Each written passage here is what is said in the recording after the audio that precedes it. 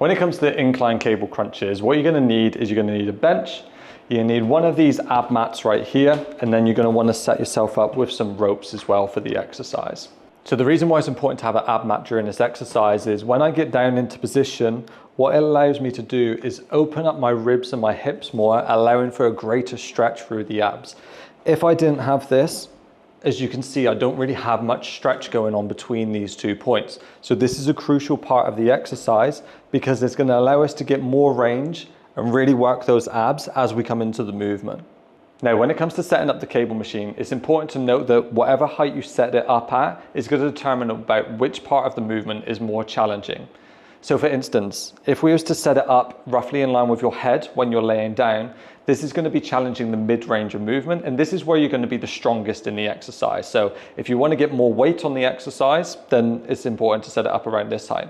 However, if you set it up at the top point as you're pulling down, the first bit of the movement, so the first initial part of the crunch, is going to be fairly easy, but as you get deeper into it, more towards that end range, the weight's going to get heavier. And then finally, if you're to set it up at the very bottom, what that's going to do is make that initial starting bit difficult, and then it'll get easier as you get through and higher up in the exercise itself. So when it comes to setting up this exercise, what you're going to want to do is take your ropes, you're going to walk around to the front of the bench, take a seat down, and then from here, you're going to lay back into position, making sure that that ab mat is in your lower back so we can get that full stretch. Next, you're going to lock your arms into the side of your head. Cable's going to go against the side of your head like so as well. And then from here, what I want you to think about doing is pulling your ribs down to your hips in the exercise like so, okay? And we want to try and get up as high as we possibly can. What we don't want to do is these little short reps from here to here, because this isn't going to do much for getting a good range of movement. So what we really want to focus on is trying to crunch up, sit up as high as you can, get a good hold at the top, and then slowly release, getting that full stretch all the way back.